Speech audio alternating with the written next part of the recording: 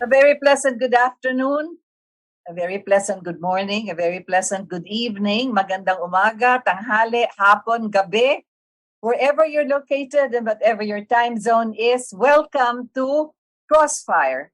For this afternoon, we have very interesting topics to discuss, to talk about, to inform, to enlighten, and of course, to educate us. But right now, we have also the importance of analyzing many things and understanding how this would affect our very lives. Crossfire is actually going on its, I think, second or third year already. And we have missed our father, our grand old man, who's really the genius of all of this, who started us with saving the nation, with the Katipunan and Demokratikong Pilipino, with so many other programs that have brought, as I've said, not only enlightenment, but education. But Crossfire is now joined by his eldest son, Itos Valdes, and of course with Ado Paglinawan, who is absent this afternoon for some very emergency, critical reason. We'll know about that much later, perhaps in the week. But nevertheless, there are actually three of us now. That's Ado Paglinawan and now Itos Valdes and myself. And this is Rita Gadi welcoming you to the title of our program, which we're going to discuss, BRICS and Proxemics. Why is this? BRICS, as you understand, it's come out in media over the past so many years. These are the countries, the acronym for the countries of Brazil, Russia, India, China, and South Africa. That was the original first letters of these countries, and they formed themselves together. Not really in the sense that it's a strong NATO-like or ASEAN type of an organization, but that's exactly how they're identified. But since they've been organized that way, these are big countries with big economies. I don't want to call them hegemons, but they are big economies and big countries and big leaders. A lot of other countries have joined them in South America, in Africa, and then just recently, just about 10 minutes ago, I just read you had Algeria, Egypt, Nigeria, Senegal also joining in. And then, of course, other countries are also getting out of another organization, which is the NATO, where you have the Ukraine and Russia also in conflict. And then you have the French President Macron also saying that he's planning to get out of the NATO and several others. So you could see that BRICS is expanding both economically and with its political strength. There has recently been the meeting between President Xi Jinping and Vladimir Putin, and that is very historic. They gave out a joint statement, which has not been publicized extensively, nor talked about in media, but which is so critical because that is a call for peace. I mean, let's get together and just talk and just have peace and stop building arms and buying ammunition, and when we can buy each other's products and go into business and earn. So there it goes. Now we come to the other name of our program, which is, I got this from one of the posts of Dr. Clarita Carlos when she mentioned this, proxemics, which is actually the study or the branch of knowledge that deals with the amount of space that people feel it necessary to set between themselves. So it's communicating through some silent space, and it is necessary to have effective communication. And that's the study of proxemics, actually. So I am trying to join these two, the acronym of BRICS and proxemics, to find out where is the rest of the world as far as this economic convergence is happening. Where are we, the Philippines, as far as that's concerned? So I'd like to welcome my partner in Crossfire. This is indeed a very interesting afternoon. Itos Valdes, good afternoon, Itos. Good afternoon, Rita. Thank you for having me on Crossfire. And good afternoon to all those who are watching this live stream on Katipunan Demokratikong Pilipino. We miss you, Ado. And of course, to my father, I hope I am a worthy replacement temporarily for the genius of my father. Thank you for having me, Rita. Well, Itos, of course, you are part of that genius progeny. And of course, it's always not just interesting as far as many of the statements that you make, but the history. You have a lot of history tucked up there in your backpack. My goodness. Now we're talking about BRICS. You have all of these countries. How did they get together? And what exactly is the meaning of their getting together as far as the world is concerned? Yes, just as a bit of a background, no? I mean, people can research this online if they want, no. But essentially, the biggest countries in the world in terms of population decided that the current financial system, current monetary and financial system, was not anymore serving the needs of their countrymen, and since they're forced to integrate into this system, they saw that it was just para siyang 5-6, this system. So, and it was run by these bankers who were making money off them and off their population. So they started to say, we should lay the groundwork for a new monetary system. And let's call ourselves the BRICS because of the countries involved.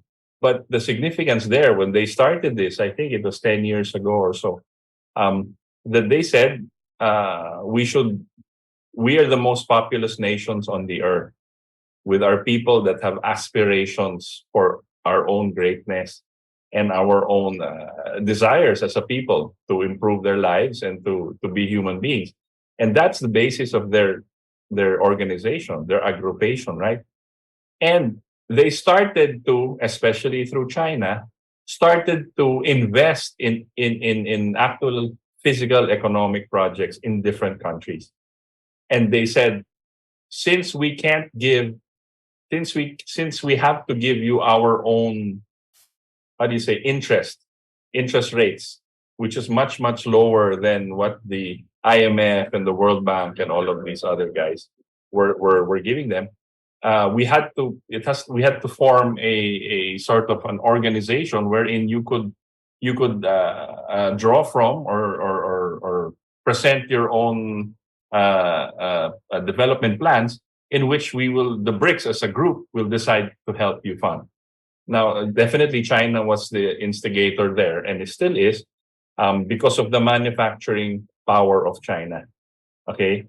And then India also has a manufacturing in medicines. Here they have a very big petrochemical industry now, say India. They're producing their own medicines. They will be producing nuclear power soon for export. It's not difficult. Russia is one of the biggest oil exporters in the world, right? To Europe and to the other countries. So you have these three getting together and saying, let's form our own monetary system. Now, this seems to have been accelerated recently. Why? Since the US had been more so when Biden came on. Okay, when Joe Biden came on, they seem to have realized that Joe Biden wasn't interested in cooperation or helping economies grow. What he was interested in is war. Okay, and you can see that in Ukraine. The reports now that came out that the US is actually the ones fighting an illegal war against Russians. Straight. It's not Ukrainians anymore. It's US Special Forces, and it came out in the US Congress, and everybody's appalled and scandalized by this, because that's an impeachable offense. You're fighting an illegal war. Unlike so that's what's happening in Russia and Ukraine. So all of this, in the midst of this, Russia decides, all right, since you are going to sanction me because of my special operation in Ukraine, I will talk to China and Saudi Arabia and say, can we develop a system wherein I can trade straight? I don't have to buy dollars, because iniipit ako ng banking system ng West, which is the US and the dollar. And sabi niya, can we just do a convertibility with China and Saudi Arabia? And they all agreed, sure, that's not a problem. We'll do it ourselves. And so you have the three biggest siguro producer nations of the world.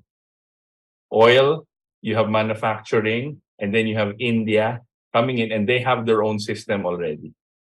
You have that. What does that mean? That means the death of the petrodollar system.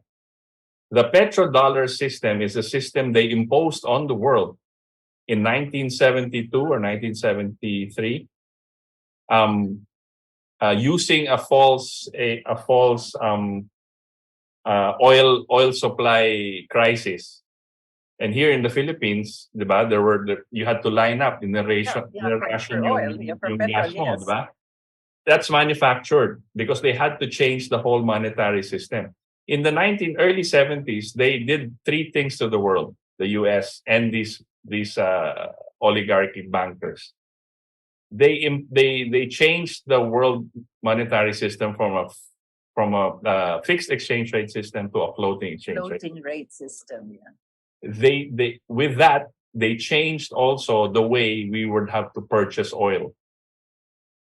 Using a manufactured oil crisis, they said, okay, now we're going to, because of that, you were going to institute a petrodollar. You cannot buy oil straight with pesos. You have to buy dollars to buy oil. And they control, since they changed it from the floating exchange rate system and they made the floating exchange rate system, their banks and their financial institutions controlled the currency. So they control your peso, they'll devalue it. Oh, you owe more to buy, we need oil. So we have to, play that game with them because now we have to buy dollars. That's the system. This is where you have the IMF and the World Bank dictating on the countries that cannot do the trading themselves, so they have to go through the dictates of the IMF and the World Bank. And that was where, as you said, you had the floating currency of the dollar. Right. So all nations were told no more fixed exchange rate system, no more Bretton Woods system after World War II. Now it's a floating exchange rate system. Okay, so how will we know the value vis-a-vis the dollar, the peso to the dollar? No, we will tell you. We will tell you what the currency is. Oh, you have gulo in Mindanao, or you have this. Your population is still growing. You'll have to devalue your peso.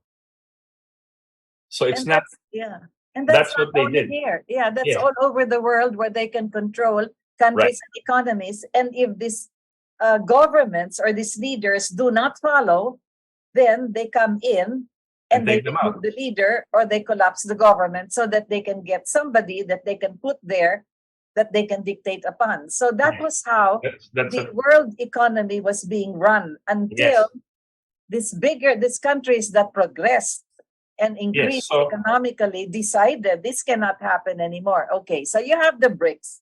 So wait, let me finish the okay. So they in the 70s they imposed three things. They changed the world financial system to a floating exchange rate.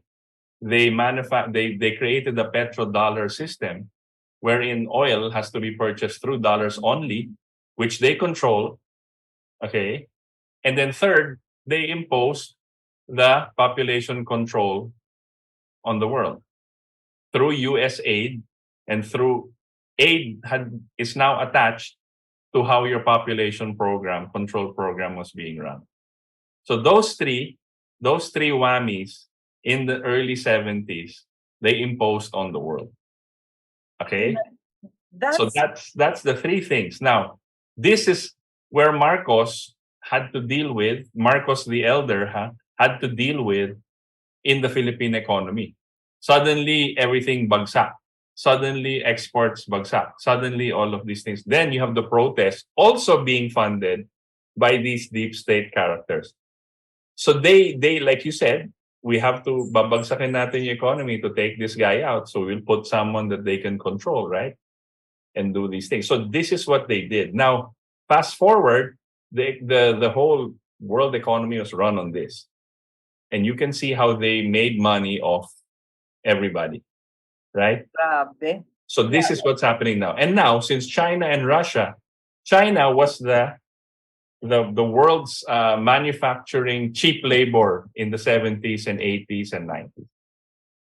because it's slave labor, they weren't given jobs. It's a communist country. So secretly, these big companies manufacture there.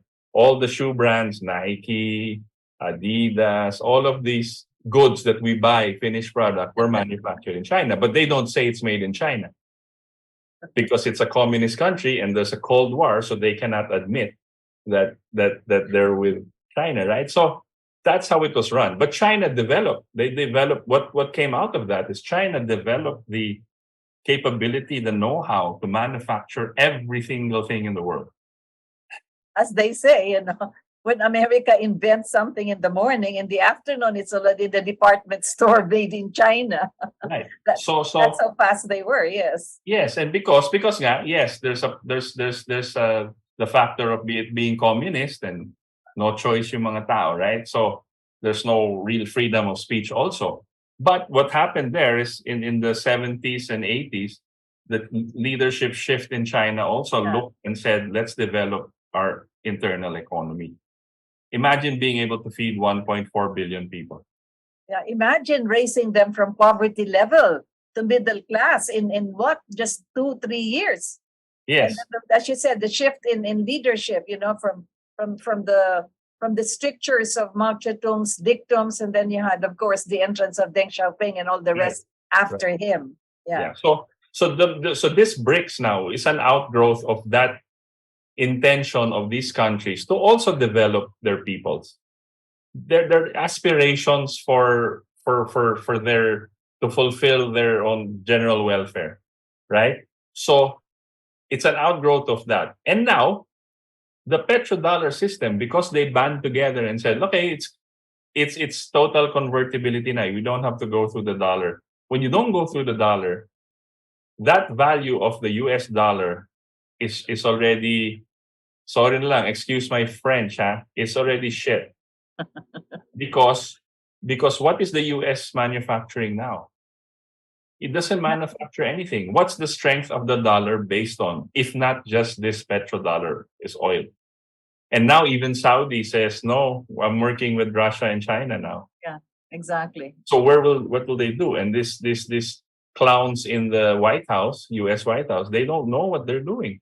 Or it seems like they're intentionally tanking their own country because the population is so fed up. As an American, as a patriot, these guys are so mad at what's happening to their country.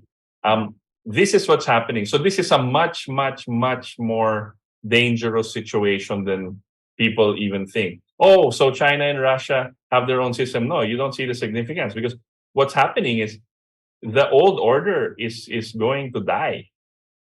The old oligarchical, all of these guys who used to control the economy since the turn of the 20th century are on their way out. And a whole new world order is coming in. That's what's happening. And what you see now in China and Ukraine and the others is a last gasp na fight. It's their last gasp at controlling, not giving up their position on top of the hill. They're surrounded already by humanity and saying, we don't want this system anymore. But they're not giving that up. And they have the money, they have the power, they have the nuclear arsenal to really instigate. That's what's happening now. That's why it's very, very dangerous. I'll tell you this, the biggest investor, one of the biggest investors in the world, Warren Buffett, is dumping billions of dollars in stock of this company called Taiwan Semiconductor Corporation. Taiwan Semiconductor is the biggest producer of computer chips in the world. Okay? He's dumping the stock, meaning he's letting it go. Binibenta na niya. He's selling out. Why? Why do you think? And then some members of the U.S. Senate Committee on Armed Services, who have access to privileged information and intelligence, are betting against the stock of Taiwan Semiconductor. Why? So if you have this these rats who got rich off other people bailing out, you know that the ship's in trouble. Yeah. There's something going to happen The big. rats are the first to jump off. The rats are the ship, first to right? jump. Exactly. We talk about these big businessmen and how honorable they are. No, they're the first to leave. They will bahala na yung tao, di ba? Yeah. They will be the first. So this is what's happening. This is the situation. This is the world situation. This is very crucial that our government and our leaders, none of our senators, none of our congressmen, none of our business leaders are actually looking at and even raising the alarm. This is a really dangerous situation. And talking about it so that the people can understand what this is all about. Yes. Because several years back, I think when Xi Jinping announced in Davos the One Belt, One Road, I mean, the world should have taken cognizance of how important that was. Right. When he said, wag na tayo maggera, magnegosyo na lang tayo. And that's exactly what he said. I can build all the infrastructure connecting the world, but each country will have to develop itself so it can trade. Hindi nakinig ang Amerika, nagpadala ng mga observers, etc. Pero what happened was over the past decade or so, yan na, as you said, Itos, talagang naglumaganap na ang China. It really, yes, and the same thing that happened also to Russia. And America keeps on branding democracy and freedom, etc. These are already, lipas na pase, as they say, because if there is anything more capitalist than capitalism, that you could see how the billionaires of China are actually just touring the world as tourists now, and let it be, because the rest of the country, as you said, inalagaan din ng mga tao nila, yun ang unang-una. Right. So okay lang kung yumaman ka o maging bilyonaryo ka, pero can you imagine, I was just mentioning this 3 million people, etc., na lift from poverty level to middle class. Anyway, so there we have it. We have the BRICS, and then we have, as I've said, this branch of knowledge which is distant between people to understand each other. Sabi mo nga, Itos, bakit hindi natin pinag-uusapan ito? Nagpunta na yung ating presidente sa dami-daming lugar at yan ang pinag-uusapan doon na yung mga investors na pupunta dito sa ating bayan, etc. and all of this. Of course, those are good pronouncements and good intentions. Pero itong nangyari outside of the speeches of our own leaders and our own economists and our finance officers, ito na ang nangyayari sa mundo. And the question there is, okay, you have all of these big countries now that will, I don't know if that's a word, Itos, de-dollarize. Correct. De-dollarize. Meaning, gagamitin na lang yung kanilang yuan, as a matter of fact, ang gagamitin in many of these instances. But I think even Russia is also having the ruble used. Sabi mo nga, the connection it had recently with Saudi Arabia. Yes. So diyan nakita natin na talagang kung ano man yung currency na pwedeng gamitin for that exchange, sila na ang magdidikta niyan. Hindi na papasok ito sa IMF and World Bank or the dictates of this conglomerate of oligarchic capitalists, if we would call it that. You have to look at also how they manage their own economies. Now, don't you notice, Rita, whenever there's a news or a move towards cooperation with Russia and China, the media seems to be against it. Oh, yes. The media per se, who's the automatic yan, yes, which is controlled by the nest, correct. By the West. So our mainstream media, who is owned top down by the oligarchs, Yes, not just the oligarchs but outside forces, right? Yes. They go against it. They create some, they pull someone out of the woodwork and say analyst daw siya, and then we shouldn't do this because it's bad for the country, whether they're leftist leaning or whether they're from I don't know whatever scholarship they earned years ago or whatever. Suddenly they're the expert and they're going to be pushing that. They're propaganda arms. They're not media. They're not journalists. None of them are. None. I can say that now. They're just parroting what's given to them. So I used to work in media. I used to work in news for ABS-CBN for 14 years. I know how news is produced, and I know how copy paste is done. So they pretend, yes, they'll talk about journalism in terms of the whatever police here and the local news, but all the foreign news is copy paste. There's nothing there that's an original thought.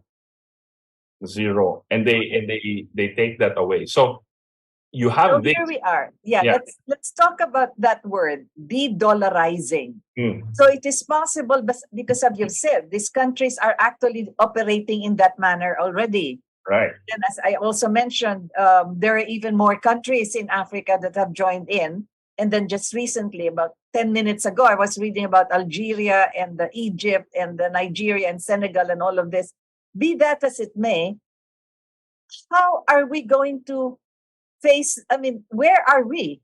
Kaya nga pumasok yung aking word na proxemics. I mean, there is a wide space between what's happening in the world economy, the de-dollarizing system, Mm. and us. So I don't know. I don't know if it's proximity that's the problem. I think there's two things. Either you choose not to face reality, or you're so clueless that it's funny, right? So because our leaders seem to be either one or two, because definitely none of them are addressing what should be addressed. You know, if again, if I were any senator or any position with anybody with a podium with a somewhere where you can address a lot of people, if I were the president, I would put this issue at the forefront and say all countries, I support the calls for peace in Ukraine and the de-escalation of tensions in Taiwan, because the world needs to look at how we can develop together and not against each other. Nobody needs a world war today. So I support all the countries, and a review of the international financial system. That even if you don't have the power, your idea put in forefront because you're the president of the Philippines carries a lot of weight. And Marcos has shown that he can be eloquent when he needs to be, just like his father. But he has to show that leadership. He cannot hide behind, oh, I'm meeting here and we're going to.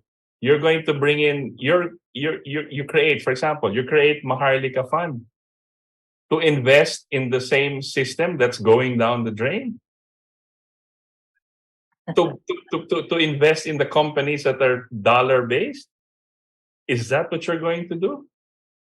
Because you don't see it. Yeah. We really need to have some explanation on this to educate us, common citizens, insofar as that's concerned. But as you raise the question, what leadership should be doing, but what we are seeing right now is this escalation of tension, again, through propaganda, through statements made by officials, either from supposedly strategic studies in the Pentagon or some military officer, or even their own secretaries of state when they speak, and the vice president also has made such statements, and even Biden also. And then you have all of this declaration that China is going to invade Taiwan, and so we have to come in.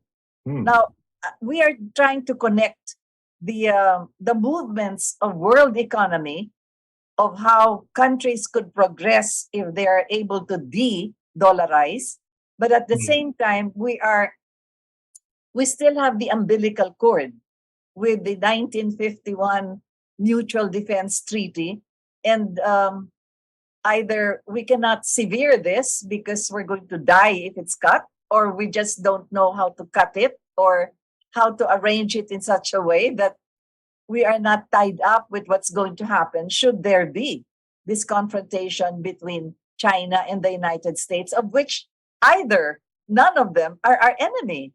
So How does this go, Itos? How do you see it? No, again, those things are not laws, and therefore you don't need a Congress to direct you or to force you to be in mutual defense treaty and EDCA and all of those things. You don't need. And as a president, you break it. You say, look, this is not favorable to my nation. This is not favorable to my people, and therefore we're all friends here, and I will stay neutral as possible. But I will still call for peace. If China is calling for peace, then you have to support China. If the US is calling for peace, then you have to support the US. That's the way it is. Because you're supporting a principle in which you're keeping your people safe. Now, China will not bomb us out of on a whim. What might happen is even a false flag. What might happen here is what scenario will make the Filipinos hate China, right? Even more. If there's a false flag here, if, let's say, a missile comes in and then they say it's from China, but it's not really from China. Oh, that's a scenario that they've been playing with, that the CIA and everybody, the intelligence. It's not a scenario that they've played with, Itos. They've done this. They've done it. They've done to the United Nations, remember? And their chief of staff screaming his throat. Yeah, and claiming that there are weapons of mass destruction in a country that they're going to invade. And then there's none, right? And then there's none. So, it is not something new. Yes. As far as, Kumbaga, SOP na nila yan. Oo, exactly. So yan na nga ang nakaharap sa atin sa kasalukuyan, Itos. Kasi pag pinag-uusapan natin ito na nga BRICS, kaya ayaw ko sanang i-connecta na sa possibility na magkakagulo dito sa lugar natin. Ngunit magkadikit eh. Sapagkat yan na nga, kailangan tayong tumingin kung paano uunlad ang ating bayan na hindi tayo nakatali sa mga interest ng isang napakalaking bansa na ang gusto ay awayin yung isang napakalaking bansa rin na hindi naman natin kalaban din. Either one of them is not our enemy, but we are caught in the crossfire. Oh my goodness. Yeah. Right. We're here. And it's obvious. I think I listened to a governor of Cagayan in the north. Yes, Maamba. He's very good, and he's saying the same thing. He was saying that, why are we stoking the flames of war? Why are we putting more bases here? Tayo lang yung talo dyan. And China has done nothing but help. He even called out the media. It was ABS-CBN, I think, interviewing him, and he was saying, kayo kasi, you're stoking the flames eh. Ganun na yung media. Totoo naman. Because their corporate media is owned lock, stock, and barrel by these interests, right? So there he called them out, and I like him for calling them out. And he went against even Enrile, and saying Enrile is not, so he put it in the proper perspective. Patay tayo dyan sa gera ng dalawang higante. Wala tayong laban dyan. But only one of them is willing to help build infrastructure, build bridges with us. And it's has done so. So yeah, exactly. that's where we are now. So it's not anymore even then, you stay neutral, because I am sure, like you said, you mentioned Putin and Xi saying, let's have peace. Huwag na tayo mag-away. Ang ganda ng kanilang joint statement. Right. Sana yan pinag-usapan sa media at hinimay ang kanilang sinabi dyan. Ang ganda ng kanilang statement. And that was also, as I said, I go back to Davos and Xi Jinping about 15 years ago. Right. Negosyo na lang tayo. Huwag na tayong mag-ano pa ng armas. Right. But that's the question now. Why does America want to go to war with China? like I said, you have this whole movement to change the financial system, right? America is not the America per se. The American people don't want to go to war. It's the leadership that wants to go to war. The American people don't support that leadership. Okay, so you have to make that distinction. And then also, when like I said, they've been on top of the hill, lording it over the countries, different countries, the world. They were the world power, and it's not America. It's these oligarchical families with connections to banking, the people that go to WEF, the World Economic Forum, the people that People attend, that control the pharmaceutical mafia. right? And Exactly. Yeah. then they control every aspect of a human being's life in all facets. So they're the ones that are now being attacked by this new BRICS, by this new power that's actually more than they were. So they're not going to go off easily. They're going to fight. They're going to cause war, and they're also working with people in China who are interested in the same thing. They don't like Xi. They want war. They want to maintain their control on their economy. And, and they're working with these people, and they're going to try and start a world war. Why? Because when talo ka na sa chess, you just upend the chessboard, and then everybody equal na, right? Because when the nuclear missiles start flying, all bets are off, right? Exactly. So all they have to do is create a false flag. That's why I'm watching it, because it's really a possibility that it's in their mind to create a false flag, meaning blame this other person, blame China for it, because China definitely, in all its pronouncements, doesn't want a war. Exactly, that's true. It has moved in such a way that Right. China would much rather go into business and economic ventures with the rest of the world. I remember your father mentioning some time back, and at that time I did not quite understand what it meant when he said, you talked about false flag. He mentioned something about what could happen between North and South Korea. Right. It might not be here in Taiwan, or which is in some areas pala. It's about less than 80 kilometers from the tip of our island of Luzon. I mean, that's how close. Yes, you go to Batanes. You go to Batanes on a clear day. You can see Taiwan. Exactly. So your dad said something like that. Sir Butch mentioned something about something that could erupt in the Korean Peninsula, which could trigger, the confrontation between China and the United States of America. So it's not, we're all watching the Taiwan Straits and all of this, and everybody's completely unaware of what these bases are going to do. Although we have all the assurance coming from the president himself saying na hindi naman natin gagamitin yan para panggera. So we would hold on to that statement and believe and trust, since he is the head of state and the commander-in-chief of our armed forces, na hindi naman talaga gamitin yan panggera. But as you said, a false flag could come out, and that's exactly what we have to avoid. Not avoid, but we have to be aware of.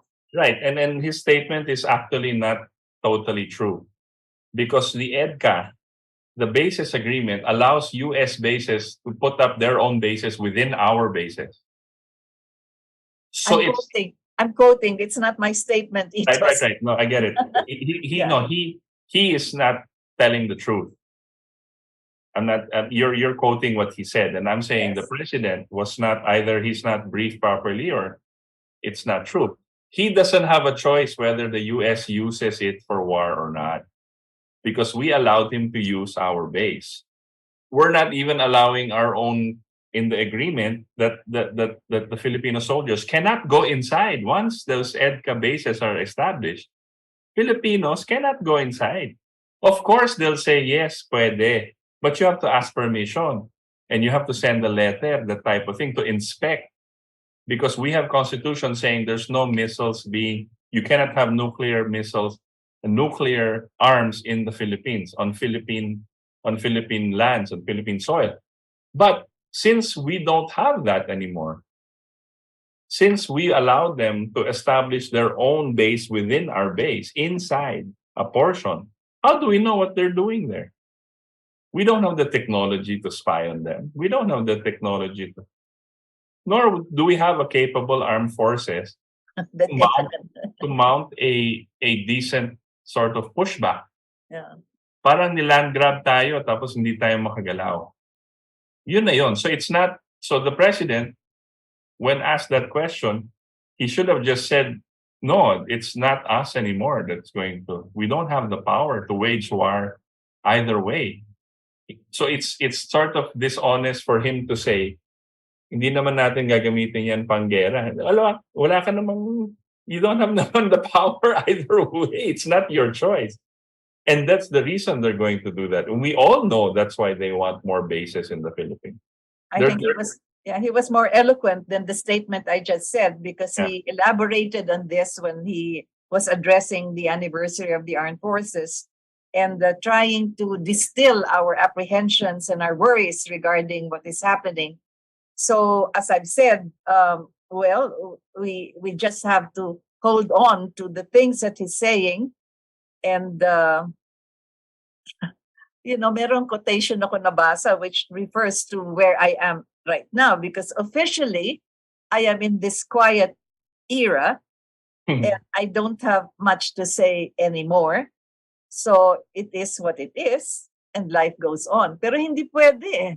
Hindi pwede that you just say that life goes on. Kasi, as I've said, ang laki nitong nangyayari sa world economic order na nagbabago lahat ng buhay at kabuhayan ng mga tao. Can you imagine, just about 4 years ago, you had this inauguration of the railway system in Djibouti, in Dhaka. Ang nababasa lang natin sa mga lugar na yan, mga karera ng mga sasakyan. Ngayon, lahat sila nagse-celebrate, merong railway system, tinayo ng China.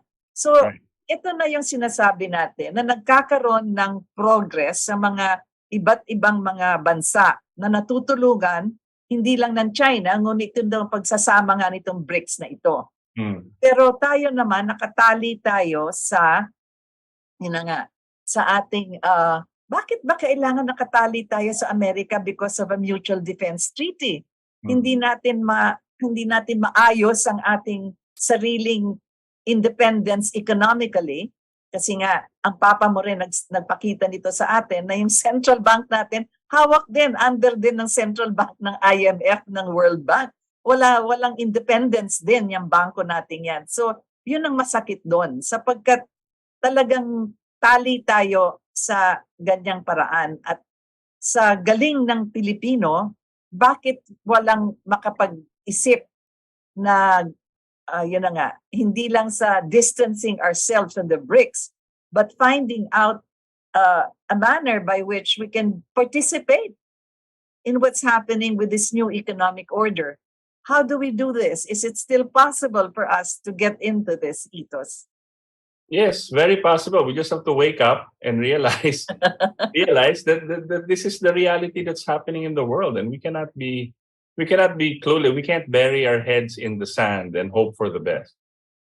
That's not what statesmen do. That's not what patriots of this country should do. You should fight. You should fight for a future. There will be no future if you don't stand up and say, look, this is what's happening now. Our country needs oil. Our country, inflation is very high. We need agricultural goods that we can't. So we have to be able to go to countries that will help us and help us in the long term and willing to help us. Not just saying, dito ka sa akin para laban tayo sa China. Hindi tayo pwedeng ganyan. We have to look at ways to help our people. And as a president, as a leader, that's what he should be focused on. Not investment. Investment in what? you know, what the issue is also he's surrounded by oligarchs. Now, you think those oligarchs are going to advise him to do that? You think those oligarchs who are some of his best friends will advise him to say, look, stand up and say, let's join the BRICS? They're not going to do that. That's the reality we have to face. But if by stroke of divine intervention, maybe, and God chooses to, all he has to do is you remember his father.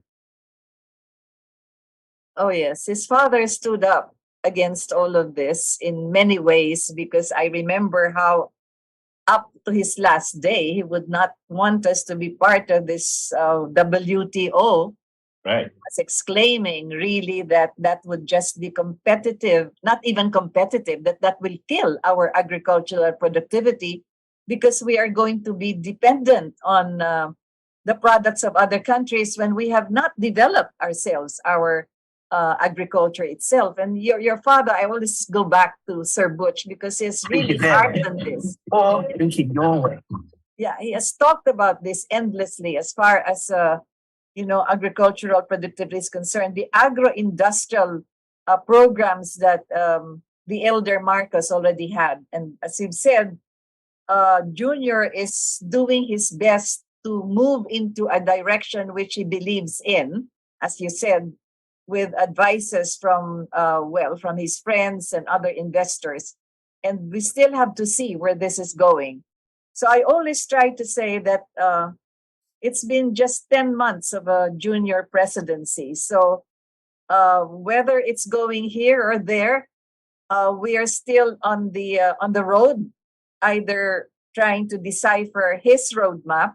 But at the same time, that is why this program is so crucial at this stage. I agree. Kasi talagang grabe na ang movement sa world economy. Right. And the thing is, look, some people you can argue that he was destined to become president, right? Si Junior, President Marcos. He has the name, and he was propelled to this position because people thought that he's a son of his father, right? He has that name, and that's still a brand name to people, right? And they voted him because they are so sick of those past policies. That's what he should focus on. So what are those past policies? These exact economic policies that got our country into this quagmire that we find ourselves in right now. So it's I would argue naman that, look, he has to look at himself as a man of destiny. Whether he's 10 months into it or 10 years into it, doesn't matter. He's put there in a position where 100 million lives are dependent on him. And so he has to act accordingly. He cannot shy away. There's no okay, I'll learn on the job. Sorry na lang, but you were chosen by destiny to be there. Now you have to fulfill that destiny. And that's how I see him. And he's capable of that. He's capable of breaking away from all of these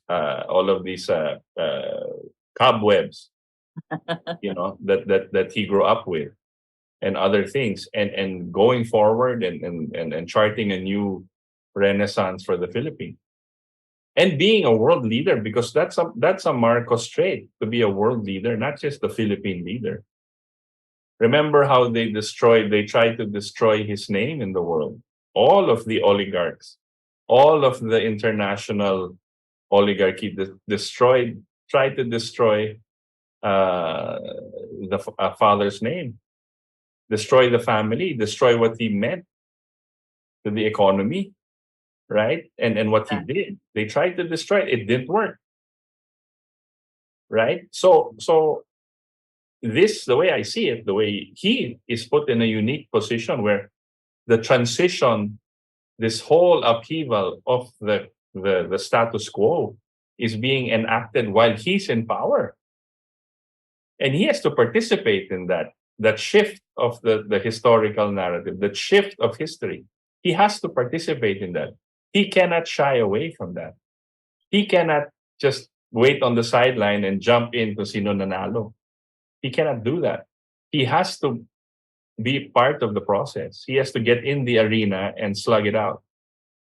That's what he's, I think, destiny puts you there. What you do with it, that's up to you, right? Exactly. That's So I want him to succeed. Of course, nakasalalay sa kanya yung buhay natin lahat, di ba? But he has to. Because I don't see any leadership coming from the Senate or Congress. None. They're all just following the herd and protecting their own position. You have one chance. You're given that chance. How many people in the world are given a chance to affect that? It should have been my father, right? Well, you are speaking the way he would have spoken this afternoon, Ito. Thank you so much, because those are very valuable words, and I hope that that can be repeated and he can listen to at least a portion of our program, especially what you have just said. He sits there on the crest of destiny in a way. And how he is going to manage it is really all up to him. I've always said this. We cannot see the world the way he sees it, because really that is why the pinnacle of power is such that he is the only one who can decide on this. And let's hope that your words will be able to, that there will not be this proxemics or the space between the world and us. Right. And that there would be the connection that we can have with the rest of those that are now proceeding into this new economic order. So that will be our closing for this afternoon, but we will continue on this, Ethos, because then we are going to connect it now to what is happening as far as tensions are concerned, Ukraine and Russia, and then, of course, Taiwan and the People's Republic of China. But I think we have some messages here from, yes, Ver, can we read some of this?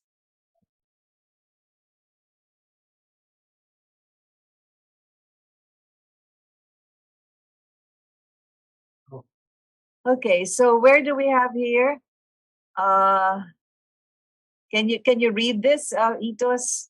Yeah, Yeah. Sige, I'll read it. Yeah, you read them. Luis Gerald is welcoming you back, sir. Thank you, Luis. Yeah. Belinda. Karina Boko. This is a Hello. sister. Yeah. Hello, from sorority that we have in San Beda College of Law. Doris Castillo, greetings all the way from the Republic of Ireland, OFW. Hi, Doris. Kathy Cruz, watching from Quezon City. Of course. JJ Xiao, I think Xiao, that's a Chinese. Good evening po. Ano kaya hindi na ginamit ng tatlong bansang ito ang dollar? Laking epekto sa US pati sa ibang bansa. Wala daw gera, pinalaki lang daw ang chismis, makakatulong ang EDCA. Totoo kaya makakatulong ang EDCA? Cooking kata. Well, if you attended po, JJ, I think that's already been mentioned that EDCA is, it doesn't benefit us. It's a Cold War tactic. Dito tayo kakampi, dito tayo, tapos kalaban mo yung kabila. Ganun lang yun. It doesn't help. In fact, it endangers us. Cooking kata recipes. Hello po. Jinky Bill. Hello, watching from Germany. I am glad po na may mga katulad ninyo na well-informed, also sharing to us kung ano ang katotohanan na nangyayari. Noon at nangyayari naman ngayon. More power sa inyo. I heard here in Germany, the BRICS currency will come in August. Wow. Wow. Yes, I am from Apari, Cagayan, and I will support Governor Mamba for expressing his own opinion and critical thinking. Good luck and take care, Governor Mamba. There you go. Yeah. Wow, that's big, BRICS currency. So there's going to be really a shift na. Yeah, exactly. And you have Turkey, who's just really getting out of NATO, Hungary, Serbia, and all of this. Kaya lahat yan, even Macron. Yes. Yeah, France, yeah. It's huge what's happening, and I don't see, nothing is being talked about here like that. Maricho Barcebal, yo, Evelyn Pederson, sana Tagalog para mas lalo maintindihan ng katulad ko na hindi magaling mag-English. Vince Eso, we will try. I will try my best next Both time. of us, for that matter. Si Rita magaling na, ako matututo pa. Dulval Lean, okay. John Jaggers, watching from UK. Bernadette Tagod, thumbs up. Celia Roderos, thumbs up. Geraldine Ang, good evening, Ma'am Rita, Sir Itos. Kawawa po talagang Pilipinas dahil kapalpakan ni President Marcos. I don't trust PBBM. Lahat na sinasabi niya noon campaign na isa walang nangyayari. Puro drawing lang. There you have your critic. Anna Stella Watson, so sensible people will be awake already for the control and lies of government and caballers. Most central banks failed already. Yes, Silicon Valley banks, Deutsche Bank, and some banks. And so there is a reset. There is a quantum financial shift. Isn't that part of readiness? Yes, I don't know if you're asking, Anna Stella, if you're asking a question, no? But yes, and they say there will be a lot more banks failing before the year is out. And some are saying there's going to be a massive consolidation into a few banks na lang sa world. Now, if this is designed by design of the oligarchical financial oligarchs or not, we will see. But definitely, if they start proposing a one world currency, yun na yun. So, yan ang mangyayari dyan. Perez Acoy Lucita, buti si PBBM, pwede siyang lumika sa Amerika. Watching from Cagayan Valley. Yep. Edston Pesito. Edka is always in favor of American interest than ours. Common sense, yes. Yeah. Belinda Karina Boko. Attorney Itos is right. Wow. Thank you, Thank you for giving me a degree. I love it that I'm attorney. My father was professor, ako attorney. JJ, parang buhay nga ng mga oligarchs yan. So sad. Anasalo, isn't the military, is a white hats military for the shift of, and so easy for humanitarian project to go in. Marcos Jr. uses brand name of his father, but is as a minion, not a hero for the citizens. Edson Pesito, again, Marcos is a brand name, but less quality today. Maite Baeza, hola po, Madam Rita. Oh, wow. Okay, hola. So all of this and several others, but we have to wind up our program. As I've said, we will continue this because there is much to be discussed that will have to go into the relationship we could possibly have with BRICS, which we should have because these are the big countries of the world. And then, of course, as it is connected to what is happening here in not just the South China Sea, now it's moving on to the Taiwan Straits. And then, of course, we have to link this up with what's happening between Ukraine and the Russian Federation. So with that, we'd like to thank all of those who've joined us, all of those who've made comments. And in memory of our founder here in the Katipunan ng Demokratikong Pilipino, and of course, we will repeat this endlessly. We are together in trying to save the nation. Right. Sir Bush Valdes has led us to this particular platform where we cannot just keep on talking nonsense, but talking with sense and presenting his ideas and many of the things that he already has predicted way, way back. We will go back and forth with all of those pronouncements, also with the Schiller Institute and Mike Billington, who just recently also had a long discussion on this, and several others who will be joining us insofar as trying to find out why we should not be in the crossfire of war, but in the crossfire of progress. So thank you very much. Sir Itos Valdes, who have joined us, Ado will possibly be ready by next Saturday. So whatever it is, this is Rita Gadi for Crossfire.